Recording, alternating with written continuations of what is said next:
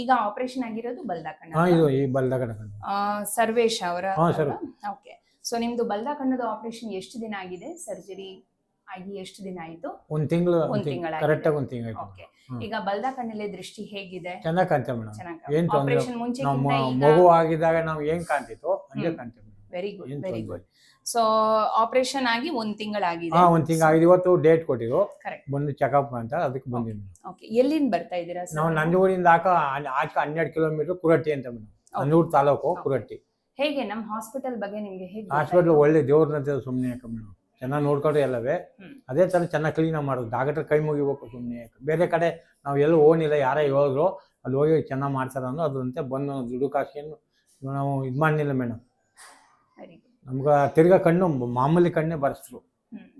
ಎಲ್ಲ ಪರ ಬಂದ್ಬಿಟ್ಟು ಇನ್ನು ಸ್ವಲ್ಪ ಒಂದು ತಿಂಗಳಾದ್ರೆ ಮುಚ್ಚೋಗ್ಬಿಡೋ ಮಟ್ಟಿಗೆ ತೇರ್ಲಿತ್ತು. ಸದ್ಯ ಎಲ್ಲ ಆಗಲ್ಲ ಅಂತೀರು, ಏನು ಸದ್ಯ ಒಂದು ಅನುಕೂಲ ಮಾಡಿಕೊಟ್ರು.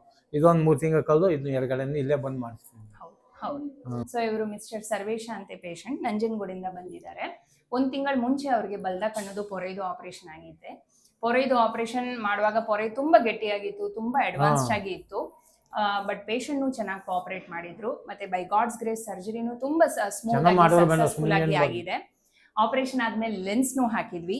ಸೊ ದೃಷ್ಟಿನೂ ತುಂಬಾ ಚೆನ್ನಾಗಿ ಬಂದಿದೆ, ತುಂಬಾ ಚೆನ್ನಾಗಿ ರಿಕವರಿ ಆಗಿದೆ. ಈಗ patient is looking forward for other eye surgery, left eye surgery ಇಲ್ಲಿ ಮಾಡಕ್ಕೆ ಅವರು ರೆಡಿ ಆಗಿದ್ದಾರೆ. ಸೊ ಮೋಸ್ಟ್ಲಿ ನೆಕ್ಸ್ಟ್ ಮಂತ್ ನಾವು ಲೆಫ್ಟ್ ಐ ಸರ್ಜರಿಗೆ ಇಲ್ಲಿ ಪೋಸ್ಟ್ ಮಾಡ್ತೀವಿ. Okay sir, thank you.